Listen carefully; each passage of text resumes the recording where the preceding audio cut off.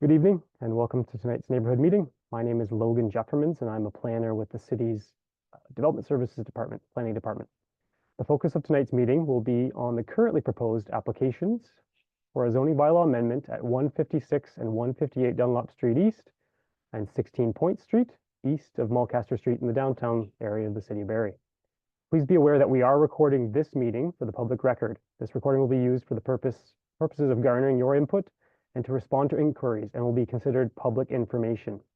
Please also be aware that that all those that are registered to attend tonight will be mailed and your email addresses will be captured and kept for further information to be shared later on in this process. Should you have questions regarding this collection of information, please contact the Development Services Department, myself directly. I would also like to let everyone know that there are staff behind the scenes managing the technology tonight. They're here to make sure that the meeting runs smoothly, to grant participants the opportunity to speak, and to assist with any questions in the chat. Please bear with us if we have any issues. The intent of tonight's meeting is to provide members of the public with an opportunity to become familiar with the development application and the planning review process, and to also ask the applicant questions and provide some comments and get some feedback at this early stage. So what you should be expecting in tonight's virtual neighborhood meeting: a brief overview of the city's review process and timing, something that I'll be leading, a presentation from the applicant's representative describing the proposal, and an opportunity to ask questions of either the applicant or city staff and provide comments or identify concerns with the application. What you shouldn't expect in tonight's meeting are city staff recommendations on the application or a detailed analysis on the proposal. This will occur later on in the review process. And also, please don't expect a debate on the merits of the proposal between city staff and the applicant. Before we get into the presentation, I just wanted to quickly highlight the next steps in the application process. This neighborhood meeting is established early in the development process to ensure local concerns are incorporated in the project's design and/or addressed through the city's review. After this meeting, we expect that the applicant will make a formal application submission for this development project. Formal submissions undergo a full technical review and must address comments received from this neighborhood meeting, from the city's technical departments and external agencies, and from the members of the public more broadly, including yourselves this evening. In conjunction with this, a statutory public meeting under the Planning Act will be held virtually on the application at a planning committee meeting later on. At that public meeting, applicants present their application to council, answer questions, and provide an overview of and response to any issues or concerns which have been identified during this prior neighborhood meeting. As part of a public meeting, members of the public also have an opportunity to provide verbal or written comments. Following a public meeting, staff continue the technical review process and the applicants make any necessary revisions to the development proposal. Once the review process has concluded, a staff recommendation report is brought forward to council for their consideration. All comments received through the review process, including those received at the neighborhood and later public meetings, are identified and addressed in the staff report of myself and form part of staff's recommendation on the subject application. A staff report for this particular application would likely be brought forward to council sometime later, likely into 2025. I will now move forward on the applicant's presentation. As I mentioned, the proposed project and the application will be presented first, which we will then follow with a question and comment period. So I'll turn over the floor to you, Corey. Oh, sorry. For tonight, we're focusing on the zoning bylaw amendment with a future likely plan of condominium and site plan amendment application to be submitted should the zoning bylaw amendment proposed for this property be approved by council. The proposal requires a zoning bylaw amendment to modify the current central area commercial and transition center commercial zoning on the properties to a central area commercial with special provisions within the current zoning bylaw. Special provisions are proposed to, at this time, allow for increased gross floor area, building height, commercial coverage, parking, and landscape buffers. Those are generalized at this early stage because the application is still formalizing itself, but those are the proposed zoning bylaw amendments or provisions that are envisioned at this early stage. It's worth noting that those plans remain in their preliminary stage and these special provisions have not yet been confirmed. Additionally, as the city works through the creation of a new zoning bylaw, which we're currently undertaking, these provisions may need to be amended to support the proposed development. I will now hand the meeting control over to Corey, who will introduce himself and share a presentation on the proposed development.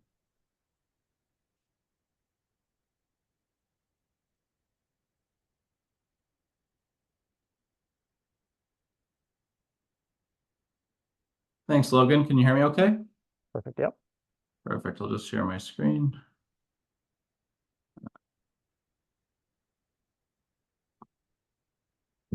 All right. Well, good afternoon or early evening, everybody. My name's Corey Chisholm. I'm a partner with MHBC Planning, as well as a registered professional planner. I'm here before you this evening on behalf of the owner of the subject lands and the applicant for the proposed development, McCowan and Associates Limited. I'd like to thank city staff for their presentation and for coordinating the neighborhood meeting this evening.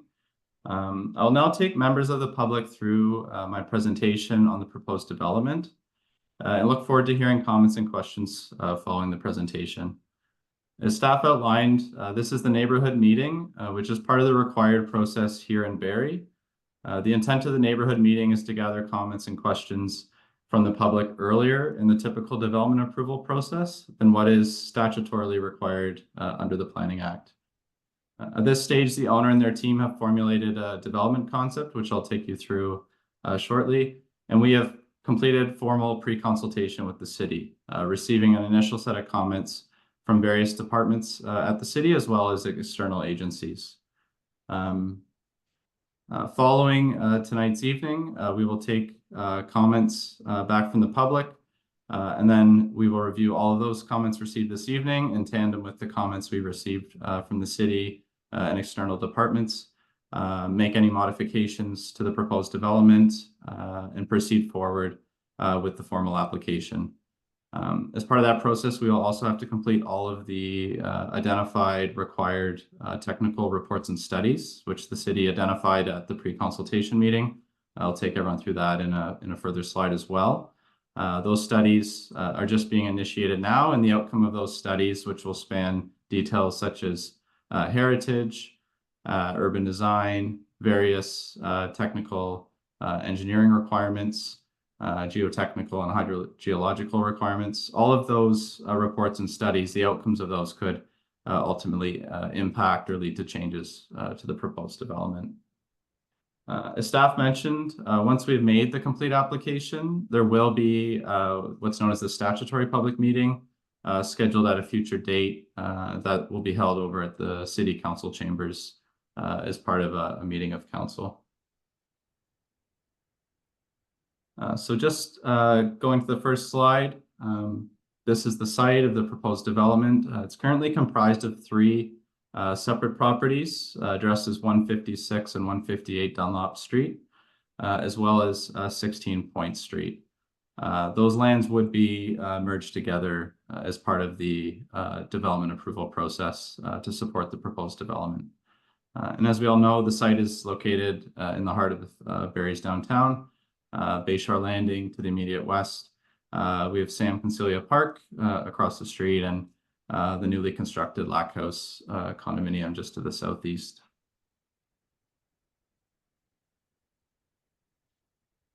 So here we can see the architectural renders of the proposed development. Just some of the key statistics. The proposed development is a 29-story mixed-use condominium tower. One key feature of the proposed development, which we can see here on the renderings, is the relocation and reuse of the existing heritage building, which is existing today. And that building's currently functioning as the office for the owner, McCowan and Associates Limited. The existing heritage building will be required to be moved approximately 10 meters closer to Dunlop Street in order to accommodate the proposed development. As can be seen in the renders, the proposed building would not be cantilevered over the heritage building, and the heritage building would be repurposed to function as the lobby to the residential condominium. The ground level facing Dunlop also contains 3 commercial units, totaling approximately 3,000 square feet of future commercial space. There are also various amenities are proposed within the condominium building for future residents. As currently proposed, the proposed development would include 244 new residential condominium units, ranging in size from approximately 550 square feet on up to 1,700 square feet. The proposed development provides 242 parking spaces, or a ratio of 0.99 spaces per unit. The current requirement in the city zoning bylaw in the downtown is 1 space per unit, so we're just 1 space shy of that currently. It is noted the current draft of the new city zoning bylaw is looking to reduce that minimum down to 0.7 spaces per unit. And as can see here on the right-hand side, the proposed development would be accessed off of Poyntz Street, and we can see that a bit better in a future slide. So here we can see the architectural elevations for the proposed development. On the left-hand side is the elevation of the proposed development looking from the south or from Dunlop Street. And on the right-hand side is the elevation facing Poyntz Street. We can see again here that the heritage building would remain a prominent feature of the proposed development. We can also see the various step backs in the tower design, specifically from the west side. Stories 1 to 6, or the main podium, would be located at a 0-meter setback from the property line. Going up, stories 7 to 8 are then set back 3 meters from the property line. Again, stories 9 to 17 would jog in again at 4.6 meters from the property line. And then finally, stories 18 on up to 29 would be set back 6.1 meters from the western property line. So here we can see the proposed site plan. Again, we can see here from the top-down view that the heritage building is prominent. The building's not cantilevered over, and it's prominently displayed at the corner of Dunlop Street and Poyntz Street. We can also see more clearly the proposed access off of Poyntz Street, and I should note Dunlop Street this is turned, so Dunlop Street is on the left-hand side and Poyntz is at the bottom. We can also see the various tiers of step backs proposed.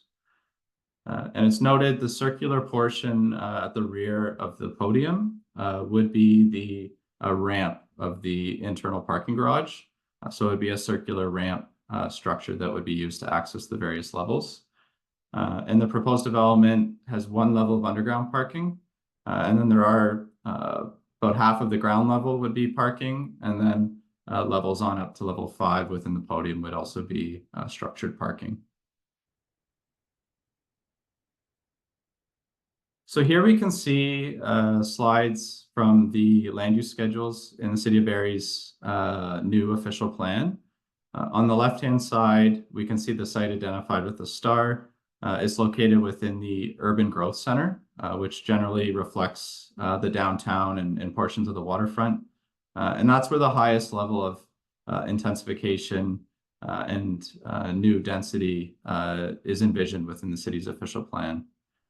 Looking at the right, we can see an excerpt of map 2, and we can see here the site again identified with the star is located within the high density designation. So again, the designation that's looking for the highest amount of intensification within the city. So here we can see an excerpt of the city's existing zoning bylaw, and it's noted the existing zoning bylaw predates the city's official plan. So a lot of the provisions don't necessarily align with the recently approved new official plan. The city is working on a new zoning bylaw that's currently at the second draft, which I'll come to in the next slide. And generally that new zoning bylaw is looking to change the zoning provisions to more closely align with the city's new official plan. So currently in the existing zoning, the site is zoned center commercial area, or C1-1, and portions of it are also transition center commercial. Here we can see the map is identified on the second draft of the new zoning bylaw. There is new zoning categories proposed within that document. So here we can see the site is within the what's known as the urban core or UC zone. And then we do see an overlay just to the north on the other side of Poyntz Street, which I'll come to in a moment. It is noted that the current draft of the new zoning bylaw is proposing to increase the maximum permitted height up to 25 stories. That would align with the maximum permitted height in the new city official plan. And the new official plan does have some allowance to go beyond 25 stories in height. However, there are some additional policy tests that must be satisfied through the application process in order to do that without requiring an official plan amendment. So here is an excerpt of Appendix A, which includes overlay zones within the city zoning bylaw. And we can see here the back portion of the property, as well as the portion across Poyntz Street, is located within a historic character overlay zone. One of the required reports and studies our team will be required to complete is a cultural heritage impact assessment.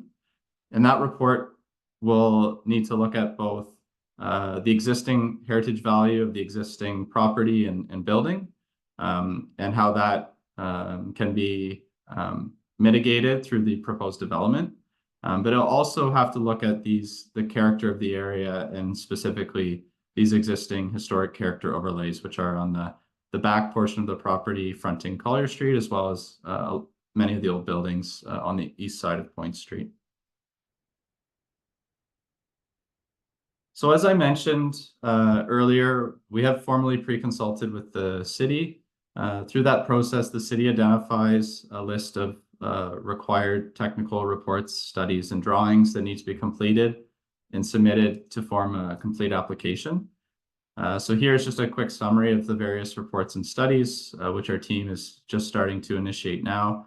But it covers a variety of disciplines. There'd be an architectural drawing package required, including a shadow study. We will be required to prepare a planning justification report and urban design report. Noted and important for this development specifically is a heritage impact assessment. There's various engineering reports required, so there'd be a functional servicing and stormwater management report, geotechnical and hydrogeological studies, as well as a traffic impact study. There's various surveys that be required to be prepared and submitted. Because it is a tall building, we're required to complete a wind and microclimate study. There's also an energy conservation report required, where you need to demonstrate what methods or techniques are being implemented to try to have a more sustainable building. There would be a tree inventory and preservation plan required, as well as a new landscape plan, a record of site condition, phase 1 and potentially phase 2 environmental site assessments. And one study that's required for buildings going greater than 25 stories under the new official plan is a market needs study. So that would be required to be completed. And then a comment response matrix. So we take all the comments we hear from the City of Barrie, outside agencies, as well as members of the public this evening, consolidate that into one big table, and then our team works through those to provide written responses to the various comments we hear. So that concludes my presentation, and I look forward to hearing comments and questions from members of the public. Thank you.